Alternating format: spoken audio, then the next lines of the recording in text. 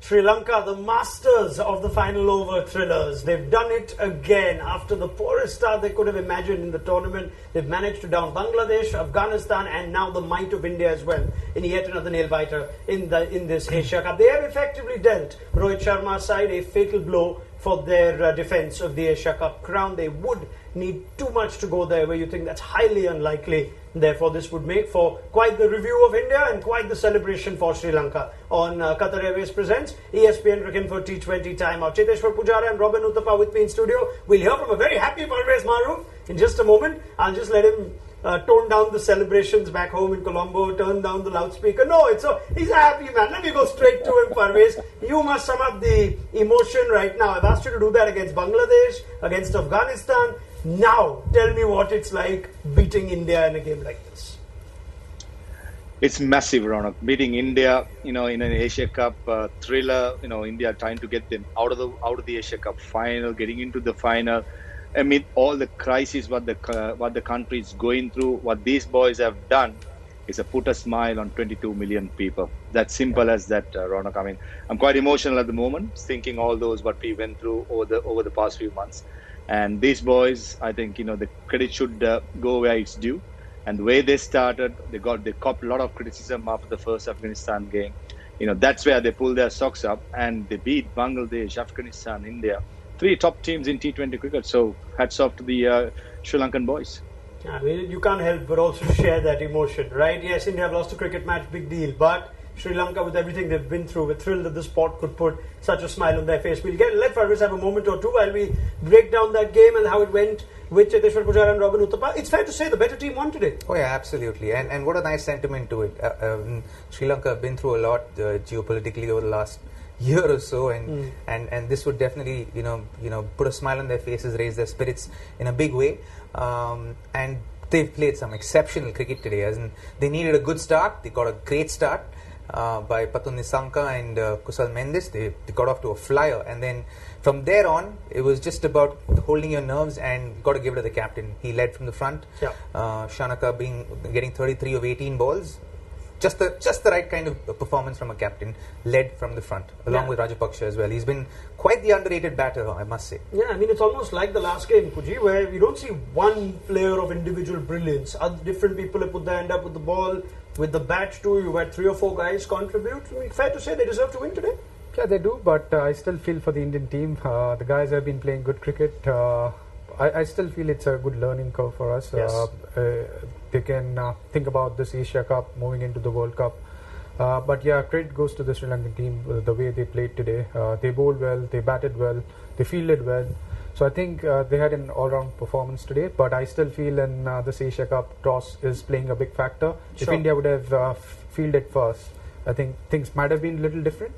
But that is something we need to learn as a team. Yeah, I mean, it's fair to say that's hard. That what Puji's pointing out is an explanation on how it's harder to defend here. But that's absolutely. Still no but that's a given, right? Yes. As we knew that even before the tournament began, because there was so much information at hand. So I don't know. You can't justify what's happened today because of the toss, because a toss can go either way, of right? Course. And you have enough information at hand to know that you need to get to 190 for it to be a competitive defending total. And both times against Pakistan and against Sri Lanka, we've fallen short about 10-15 runs, and we said that at the halfway. Puji said that at the halfway, that we're 10-15 runs short, maybe 20 runs short, and that was the case even today. Okay, so maybe we'll start with that. I guess a lot of us must be thinking what's happened here is, have India's bowlers not bowled well enough? You might also be tempted to go by just the last 2 balls. Whoa, why have they not hit the stumps, right? But let's first put in perspective that India have actually done reasonably well to take this game to the 20th over. I mean the bowlers. I think the batting is where we need to be more particular. I completely agree, because the kind of start they had, at one point we felt like they might have chased this down in 18th over. But the way our spinners bowled today, I think Chahal and Ashwin both, they kept picking wickets. They kept us in the game, and even towards the end, the way Arshdeep and Bhuvi and Hardik bowled, I think we were still in the game. You go with that? Yeah, absolutely. I think both the spinners showed tremendous character. As in Chahal's first couple of overs went for a few runs, but he came back and he bowled slower through the air, stuck to his guns and got wickets in a breakthrough. He varied his pace today, which we didn't see as much in the previous game, and that was very refreshing to see that he was able to do that. Ashwin, the same thing. He varied his pace beautifully. He bowled slower through the air, especially to the left-hander. He probably ruled that one that Rajapaksa hit for 6 that went higher than father, but because he pushed that one a little through. But outside of that, I think he bowled exceptionally well. And Arshdeep Singh, you got to give it to him, man. Again, to go for runs in the first couple of overs and to come back the way he did in his last 2 overs was phenomenal. He almost defended 7 runs in the last over.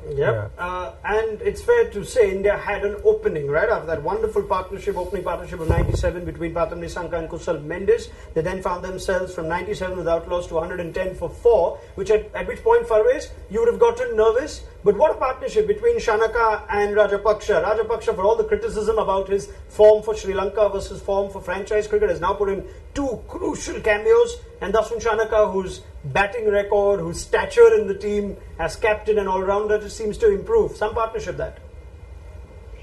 Yeah, definitely. I think when 97 for no loss and all of a sudden 4 wickets fallen, yes, I think the entire country was a bit worried knowing the experience and the capabilities of the Indian bowlers. But I think Rajapaksa, more than the form, Raunak, it was a problem of his fitness. So that was, the dilemma was, quite a few months ago. But now, I think the way he's batting, the way he's finishing games for Sri Lanka, I think that can rest for a while now. And the captaincy of Dasun Shanaka, I did mention in my first show itself, he has to bowl. When he bowls, he brings a lot of balance to the team. Yes, today he went for more than 13 runs per over. But still, you have that 6 bowling option. So I reckon going forward, this is a great learning curve for Sri Lanka. I mean, the combination won't change going into the final or for the World Cup. But the personnel, as you mentioned before, everyone putting their hand up and chipping in crucial moments. There's no one hero to call about. It's all about a collective decision. And still, I feel like there are a couple of issues for Sri Lanka, especially with Charit Asalanka's form going into the final, hopefully. As well as Danush Gunatilaka batting at number 4. Yes, he batted well in the last game, but still I don't think he has mastered the art of batting at number 4. So I think those are the little areas Sri Lanka should brush up going into the final and to the World Cup. But overall, I think it's been fantastic team effort. Yeah, let's have a moment of appreciation for their openers, because if India had any chance, it was if they pegged the Sri Lankan openers early, then you would have seen a different Indian team perhaps. But the fact that Nissanka and Mendes have put 97 together effectively would have just knocked the wind out of India in that defense of the run chase. So they've gone against the conventional T20 wisdom. Absolutely. Lefty, righty. They put the 2 righties up there. And the first over went for a single run, Raunak. You got to consider that. So they've essentially chased the score down in 18.5 or 19 essentially, right? So that says a lot. So it tells you that if someone's bowling well, you give them the respect, and then you back yourself to be able to score the runs at the back end of the power play, and that's exactly what they did. They started playing positively, backed themselves, gave the respect in that first couple of overs when the ball was swinging, made sure that they didn't lose any wickets, and then they compensated for that at the back end of the power play. And that's the whole secret to the sauce there. You make sure you don't lose wickets in the first couple of overs. You'll always put the opposition under a lot of pressure. Yeah, if you're batting at 3, that Puji knows better than anybody, your openers give you that. Effectively, that's the game, right? At least in the dressing room. It is. I think it brings a lot of comfort in the dressing room when you have 50 plus in first 6 overs without losing any wickets. I think that's where the game is set. I feel that partnership, that was the game for the Indian team. I think. Farveez, quick word from you before I move to India. Nissanka and Mendes seem like no one's going to move them now from the top of the order. That's where they're going to bat. Yeah, I think so. Definitely going to the World Cup. I mean, not much changes can happen. But as I said, the 2 areas for me is the 3 and 4. I mean, it's been a bit of an issue. 5 and 6, I think, they're quite cemented at the moment. I mean, overall, I think, Indian team also, I mean, we can't take away until the last moment they put a fight in. And also, we also know that, some good big names have come for the World Cup, as well as the 2 series coming up against South Africa and Australia. Definitely, they will go in as favourites going to the World Cup for me. But for the moment, they have got some issues. Yeah, I love Farveez, right? He's not getting carried away with this. He is not. You could make a great head coach, Farveez. Yeah, okay, we got this right, but these are 3 things we get wrong. We're going to be working on this. Your little boy. To be honest, what I wanted now, tomorrow, Afghanistan to beat Pakistan, right? And Sri Lanka beat Pakistan, and India beats Afghanistan. You got 3 teams with a win, And you don't want a dead rubber in the last two games. That's not in Asia Cup for me. So that's overall, I'm a big fan of India. I have a lot of friends from India. Robbie, myself, they're friends from under 15 days. I mean, you can't move right away. I mean, you could write actually 2.5 teams of players with the IPL coming in. So I mean, you just can't walk away. Just a one bad game for India. Yeah.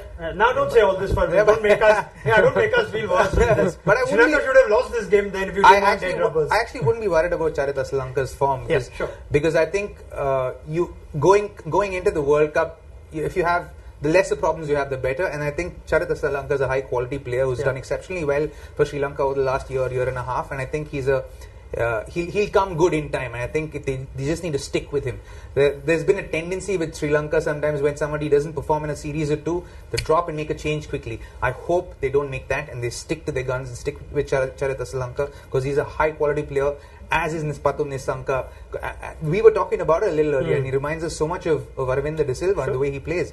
So for me, Kusal Mendes and Patum Nisanka is the way to go. Way to go. You know what they say, as long as you're winning, you can afford to carry players that aren't in form. So Sri Lanka, perhaps, if they keep winning, will keep this team, as Farveez Maharoof says, in what is now very much the business end of the Asia Cup. Right. Well done to Sri Lanka. Thoroughly deserved. What a wonderful story it is and continues to be for the official hosts to now be favourites to make the final. Certainly, they've got more than 1 foot, you think, in the final. But let's look at India. What went wrong? That's 2 games now, 2 high-pressure games, much like the T20 World Cup in these parts of the world last year, where they lost crucial tosses. They could not put up the runs, and that seems to be a theme that's common even this year in spite of new management and a few new faces. So let's get straight into it. Puji, 2 games now where you have said the same thing in the opening comments. India should have been 10-15 more. So what is plaguing the Indian batting, the strong batting lineup, where they're not quite able to understand the template or master the template of batting first in 2020?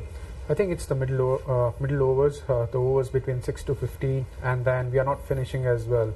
So because we are losing too many wickets in the middle overs, then we don't have proper batters batting from 15 to 20 overs. So I think we need to figure that out. I think we need to learn to bat well in those 6 to 15 overs. Today we didn't start well. We lost a couple of wickets early on, but if you look at the last game against Pakistan, we got off to a good start, but we still kept on losing wickets from 6 to 15, and then in last 5 overs we can't go real hard because we are always 5 down. So I think it's the middle overs where we'll have to work a bit more on our batting. Is it a personnel question? See, I've always maintained this from the first game, right? I think you have to have horses for courses in the sense that you need to have players who play well in certain positions. What India has done in the last couple of games have brought in personnel who aren't playing in their ideal position. Deepak Hooda is not a finisher. He's not finished for Lucknow Super Giants. He's not finished for India in the past. You throw him in at the business end of a tournament like the Asia Cup at number 6 and number 7. You're putting pressure on a player like that. He's a high quality player, thrives at a different position. Make him play at a position that he thrives in. And I think just to kind of like have these matchups and have a left-hander in, and we're trying too many things. We're trying to fix something that's not broken. And I think we've overthought ourselves out of this, honestly. Yeah. And I think as much as you say you want to play a certain brand of cricket, there is a secret to this. There's a secret to the sauce, right? And the secret to the sauce is wickets in hand when you're batting first. So be as aggressive as you want, but if you don't have wickets at the back end of the innings in the last 5 or 6 overs, you're always going to be under the pump, and that's exactly where India were. You expect guys like Ashwin and Bhuvi to finish the 19th and 20th over for you. You're going to be asking for too much from guys who aren't equipped at that point in time. And I'm not saying anything away from Ash. Ash can bat, but he's not a finisher. That's not his job. That's not his job. He's there to bowl 4 overs. Yeah. Now, it looked like India had given us an idea of which way they're going between Pant and DK at the start of this Asia Cup. They said they're going to bat DK. Yeah. Out goes Ravindra Jadeja due to injury. They bring in Deepak Hooda and Rishabh Pant almost as a combination. And Hooda hasn't bowled in these 2 games.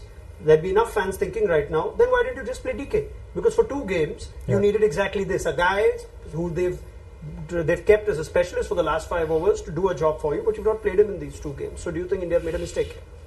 Yeah, I think we could have played DK because he played the first game. They thought that he's a good finisher. I think they should have continued with that. only reason, I mean, everyone is talking about is that they needed a left-hander. I still felt that against Pakistan, if Akshar Patel was there, they could have still used him as a batter as well. But not in this game. Yeah, I think in this game we needed Ashwin with the left-handers around. But I still felt that if DK had to play, I think Akshar could have played against Pakistan, and then they could have used him as a batter. So, see, in a tournament like this, you need something settled through the course of the tournament, right? When you're playing the league stage and you make a change like that, like you made in the second game after the Pakistan game, where because someone's injured, you're in a dilemma if you have to play a left-arm spinner or play a lefty in and then bring someone in who's not necessarily a finisher, but you're going to chuck that role to him anyway, right? That's going to cause a lot of confusion, and which is what we witnessed in the last couple of games. It was actually confusion in that middle order, and we said we said that Dinesh right now, along with Hardik and Jadeja, is the best finisher in our country. Period. So why don't you play a finisher where he's supposed to play? He's supposed to play in the back end in the innings. Give him that spot, right? And I think that's where we've missed a trick. And we've caught wanting and falling short here. Yeah, I mean, this is of course not to say that necessarily one player would have made a difference, but the fact is India went with the theory, and they were giving themselves perhaps the best possible chance of getting a win. Had they stuck to the theory they went with, they seem to have deflected from it. Let me get Farveez Maharoof's thoughts as well on this. Did you sense players almost not comfortable with their role, Farveez? I'm sure you watched the India-Pakistan game as well, but did you generally sense that this is a team now that doesn't quite have the ideal people playing in the ideal positions as a batting unit? I completely agree with what Robin said. I mean, some of the players may be good, but if they are not good enough in certain position, if you have a different option who's going to do well in that position, play him that. I mean, I was surprised when DK was dropped after seeing what he has done in the past in the IPL and all the format he was shown, and carrying that tag of the finisher is not going to be an easy task. And the newcomers coming in, especially to a tournament like Asia Cup and then to World Cup, it's a huge ask to ask. So I reckon that's where India was fallen a little short. Also, I like to have India to have the sixth bowling option, just to give that comfort zone. I mean, that's where I think Jadeja was missed quite big. So going into Australia, I reckon three seamers with Hardik and two spinners would be the way forward, and play 5 batters. I think that's where India will be very strong, and they know when they have the sixth bowler to fall into, they have that cushion. All right. Well, remember, then this is not a full-strength Indian side just yet, without Jasprit Bumrah, perhaps even Harshal Patel. That's food for thought for them. Let's focus on other aspects of the batting, if there are indeed any. So we've spoken on the middle order troubles, but I think it's fair to say now with India's chances nearly done in the Asia Cup, that the top order, outside of Rohit Sharma, still has his questions. I'm not sure Virat Kohli's convinced us that he's back to his absolute best, and it's been a pretty disappointing tournament for KL Rahul. Puji, you'd agree? Yeah, but I think we'll still have to back them. Of course. I don't think we have enough time to make changes. Sure. So I think we should continue with the same top order, at least for the World Cup. But I still feel that we still have a couple of more series after this before we head into the World Cup. That will be an ideal time for our top order to click. I think we have seen signs of them getting some runs, but I feel that if they score more runs in those couple of series, they'll be pretty strong in the World Cup. Yeah, I mean, does it require just a waiting game, Ravi, that these guys will hit form at the right time because Rahul is that good, Kohli is that good, etc., etc.? Or does it require just a rethinking of an approach or a batting philosophy, maybe the go hard ways, not the way to go if your batting unit isn't in the form that it should be? Well, you can go hard, there's nothing wrong with that, but you have to have a plan B in place. Say you lose a wicket, then you have to have someone who plays the anchor role, right? And then today you had Rohit play that role to an extent, and then not Rohit, you had Surya play that role, which is very wise of him to do. He realized that, you know what, if I can take this game deep, with Rohit going the way he's going, I can put pressure on them on the back end. Unfortunately, he got out, right? And then we had Hardik come in, and then we had Rishabh come in, and then we had Huda come in, right? So for me, in a way, you don't need to stir the pot too much. In fact, you'd like to unstir this pot if it's possible at all, right? I wouldn't touch the top 3. I'd leave them as they are. Top 4, I'd leave them as they are. 5, 6, and 7, you really need to have clarity as to what that role is, who your players are. And then, like you said, like Farveez is saying about the sixth bowler, you gotta have a sixth bowler. You gotta think beyond. Okay, God forbid something happens to someone like Jaddu, like what's happened with Jaddu at the moment, right? who's your sixth bowler then? So this is where Puji's point comes in, that you have to back Akshar Patel. You don't quite have a choice. You be clear as to who you're going to back. Right. Like I don't think there's clarity yet as to who you're going to back, because they've seen that Deepak can bowl. They've seen, and then you got to make a choice, right? Like an informed choice as to if you're going to go with Akshar, then who bats? Where does Akshar bat? Yeah. Does he bat at number 5, or does Hardik move up to 5, Dinesh at 6, Akshar at 7? Or are you going to go Huda 5, Hardik 6, DK 7, and then the bowlers, right? So it's there has to be a sense of clarity there, and I think they have to get that clarity and stick with it, whether it comes off or doesn't, right? Here, I think what they've done is they began a certain way, and then they stirred that pot a little bit, and then it's like, what do we do now? What it's also done, please. Yeah, sorry, I was saying that if Deepak Huda plays, then I think he needs to bowl a bit, because we consider him as an all-rounder. So if he's not there just as a batter, so if he plays, I think he needs to start bowling 1 or 2 overs. 100%. Yeah, and I think that's the evidence of the last 2 games is, whatever it may be, even if he's playing with that role, that perhaps he doesn't enjoy the confidence from the management to bowl in tough situations, bowling second. So are India also missing a trick here by investing 4 overs every time into Hardik Pandya? That's not something that could be a safe strategy, you think, Puji? I agree. I mean, he has been bowling well. There's no doubt about Hardik's bowling, but I still feel that we can't rely on him to bowl 4 overs all the time. He has improved his bowling. He's bowling really well, but I still feel that we need the 6th bowling option. If something doesn't go right, we still need an option. Yeah, Farveez, you brought up the point too, right? The lack of a 6th bowling option. You said somewhere Sri Lanka also identified that. They would have spoken about it. If we take on a Bhuvneshwar Kumar or an Arshdeep early, like they did today to Arshdeep, take on Hardik, that Rohit Sharma doesn't really have a lot of places to go to. Does that somewhere also play into the opposition's hand? I'll take 2 sides of the stories, Raunak. First of all, let me start with India. When they played the first game against Pakistan, the lineup was fantastic. 5 batters, getting Hardik at 6, Jadeja at 7. Then you got the 3 fast bowlers, Arshdeep, Avesh, and Bhuvi, and the other spinner. So you got 6 bowling options. And Hardik, remember, he bats at number 4 in IPL. He batted so well. He could play that role where, if India loses a couple of wickets up front, he could play that anchor role. He still had that experience.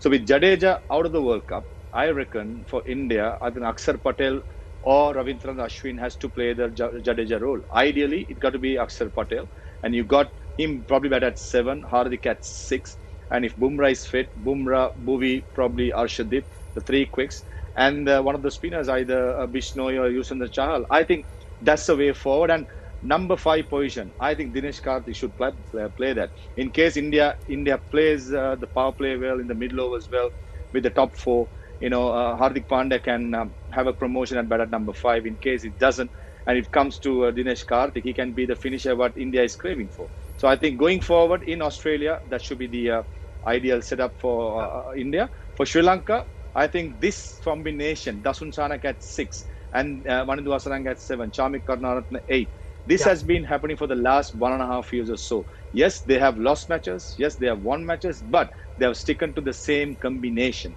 So that's where I think Sri Lanka investing 1.5 years before. Now you see the success coming in at the moment with players knowing that clarity what Robin was talking. In Sri Lanka, players knows about the clarity. I think apart from Dhanush Gunatilaka, who came from now opening the batting at number 4, at the moment is struggling which way to go forward. But other than that, everybody else in this Sri Lankan team knows what their roles are.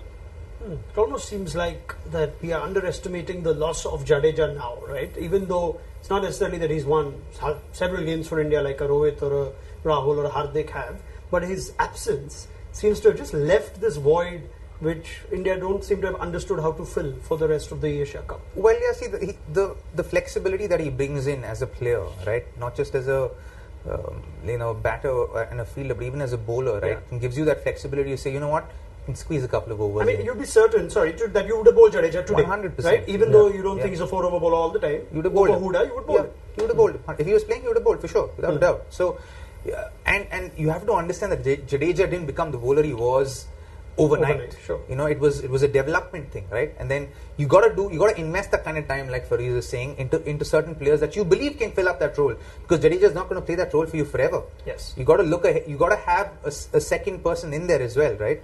Now tomorrow, if God forbid something happens to Hardik again, where are India going to go? with a finisher. What's the clarity there, right? Or the all-rounder for that matter. You know, and then suddenly you're like, okay, who is the second guy in after him in that pecking order, and then you'll have to figure those things out and have clarity and communicate that to the players so that they can develop themselves accordingly to those positions, so that there is a backup and they have clarity of their role. The question I think a lot of people would ask, Puji, is if Akshar for Jadeja is such a straight swap, why are India not going there? Is Akshar so far behind from Jadeja that there's a difference between the two? So what do you say to that? I think there's not a big difference. Yes, I mean Jadeja is far better player, but if you look at Akshar's bowling, he's not far behind. I think batting-wise, maybe Jadeja has an edge. I mean he's far better batter and fielder as well. But Akshar can still bat. I feel that I've seen him in the IPL. I've seen him in some of the domestic games. Recent times, he won a game against West Indies. For India and West Indies, single-handedly in an ODI game. So I think we need to back him. The thing is, we need to like replacement, because if we look at our batting lineup, we are missing Jadeja as a batsman, not as a bowler. Yes. So I think that's where we are not getting the right combination, because we are struggling with our batting, not with our bowling. So you think if Jadeja is likely ruled out of the World Cup, it's okay to invest in Akshar the batter? Like Akshar at 7 makes you feel comfortable? Because I've heard people say Akshar at 8 makes me feel comfortable, not at 7. I would say number 8, but still, if situation demands, I think he can bat up the order. There are times where you can send him at number 5 if spinners are bowling, like Pakistan did in the last game against us. I'd rather not give him too much time to think, because I've seen him in Delhi where they've sent him up the order and they found him wanting. But in West Indies, when he went to the back end of the innings, he didn't have too much time to think, and then he just had to go. So I feel like that number 7 position might be a good position for him. Number 7, number 8, but I think number 7 ideally. So if you're going to pick someone like him, then you want DK at 6, and then you want Hardik at 5. So it's not like we don't have enough personnel to replace these guys or have backups for these players, right? Like for Hardik, there's a Deepak Chahar there who's improved in his batting exceptionally, right? He's waiting in the wings. There's a Shardul Thakur who's not a muck with the bat. He can bat a fair bit, right? And you got to develop those guys and say, you know what, guys, we're backing you to do this job for us in case something happens to X, Y, or Z, right? And then that thought process has to come into play and then has to be exercised. Yeah, okay. We've done an exhaustive review here of what has gone wrong for India in 2 games. I'm sure a lot of you will be thinking, why are we talking so much about the batting? Because even Rohit Sharma after the last game didn't seem to put too much of the burden on the batting. He said 180 is still a good score and we should learn how to defend it. 175 is just a 173, 7 short. Yet India haven't defended it. We'll spend a little time, not a lot, not as much as the batting, on India's bowling. And whether, other than the combination that India had, just the 5 bowlers, whether there are any concerns there, legitimate concerns or serious concerns there. Rohit's points were our bowlers need to be able to defend this better. Now, how much would you put into that, Puji, from what you've seen? Are we looking, is today telling us Yuzvendra Chahal's fine, he's not out of form? Are you still a little worried about the seam bowling attack in the absence of Jasprit Bumrah? I think I'm a little concerned about the seam bowling, but we are improving. I mean, look at Arshdeep, he's bowling really well. Bhuvnesh, I think he's known to pick wickets in the power play. So there are times where things don't go your way in a couple of games and then you start thinking about it. But I still feel bowling is not a big concern. We are bowling well. But yes, there are times where you need more wickets, especially in the power play. But if we are bowling in the second innings, it's not easy for the bowlers. Look at all the games. Most of the teams, they've won batting second. So it's not easy for the bowlers when they are bowling second. But I still feel we are improving. The young guys are getting better. They are learning. So I feel there is a lot of positives when it comes to our bowling. Ravi. So the reason we're not really talking about the bowling is because they're not our first lineup, right? Outside of Bhuvi, because the other guys are youngsters. Sure. Bumrah's likely to come in. Bumrah's coming in. Harshal's coming in, right? So you're going to have these guys at your disposal. So this is a time for the youngsters to learn, grow, and have that experience of playing under pressure, and hopefully come off. And we've seen that with Arshdeep Singh. He's come off well, as in the back end of the innings. He's always bowled well, and we've known him to do that successfully in the IPL as well. And he's held good in that stead as well here. Right, so it's not like he hasn't done his job. He's, in a sense, done his job at the back end of the innings. He can definitely improve at the front end of the innings. Having said that, I'm not overtly concerned about the bowling. As in, honestly, in Australia, the grounds are massive. Chahal's he's going to be very useful there. Sure. There are only a couple of grounds where the sides are small. Most of the grounds have big side boundaries, square boundaries. So he's going to be very useful there. Someone like Ash is going to be useful there. Bishnoi is going to be very useful there. So I think our spin is taken care of. Now you need to figure out the all-rounders a bit, Yeah. and then our fast bowlers need to get fit and have backups for them just in case something happens. All right. You know what, Farveez Maharoof is among many things. He's a patient man. He So is. He had to patiently listen to us. I'm sorry, Farveez, but we had to do an exhaustive review in studio. But now I'll come to you as well on just your observations of India's bowling. If it's just about say, okay, this is not India's full strength bowling, no Bumrah, no Harshal Patel, or do you feel generally that this bowling, did it lack some penetration? Would it not be? Is it a bowling that would instill fear in a lot of opposition batting lineups? I think once Harshal Patel and Bumrah comes in, it will be a formidable attack. You got Bumrah to start and end well. I mean, you got Harshal Patel, who's one of the best when it comes to death overs, and you got Bhuvneshwar Kumar on his day. He can run through a batting lineup, as well as how Harshdeep bowled today. He was very impressive with pace. He was swinging it both the ways, and the way he bowled Yorkers in death overs. I don't see any problem in Indian bowling attack. They should be fine up in Australia. Even the spin attack is fantastic. Only concern for me for India is a combination what they're going to play. So I reckon that's where my previous explanation comes in. I'm going to say the same thing. 5 batters, got to play the all-rounders in the middle and the bowlers. I think that's where India should stick into when they play the 2 home series coming up against South Africa and Australia. Let it be a practice rather than running up to the World Cup, and I'm pretty sure India will be a force to reckon with. Yep, absolutely. Well, if you give an Indian fan a choice between an Asia Cup and a World Cup, they pick a World Cup. That's assuming they do the job in Australia. For now, it looks like their Asia Cup campaign is all but over. It's not mathematically over. They still have a permutation combination of multiple teams ending up on 2 points. It will require Pakistan to lose to Afghanistan and also to Sri Lanka. Therefore, everybody would be locked on 2 points. They must, of course, beat Afghanistan. But if you assume that Pakistan should do the job against Afghanistan tomorrow, that will officially end India's Asia Cup campaign. Farveez Maharoof is a patient man. I thank him very much for his time and his patience. Cheteshwar Pujara is a very patient man. He has to wait patiently for India's first win in our studios. It's unfortunate, but hopefully it'll come, Puji, before we see you. It'll come very soon. It'll come. 2 days you're going to have you back for the Afghanistan game. It'll come then. Good things happen to those who wait. Puji loves to wait till the bowlers are tired. Nobody knows that better than Pujara. Yes, till the bowlers are tired till he can then cash in and get big runs. Right, Ravi, Uthappa, always a pleasure. Likewise. You're not going anywhere. You're our objective Asia Cup expert now, so we'll have you tomorrow. Happy to be here. Awesome. Look forward to your company then. Do join us. We're going to have a lot more of Farveez Maharoof. We know that. As Sri Lanka march towards the final of a tournament that they should have hosted. They're still official hosts of. And we will have you covered for all the games, regardless of how far India are likely to make it. So do join us tomorrow. Pakistan versus Afghanistan. Robin Uthappa in studio will be joined by Mickey Arthur as well. So 7 p.m. just after the toss if you're in India on Qatar Airways Presents ESPN Cricket for T20 channel. Thank you very much. Good night.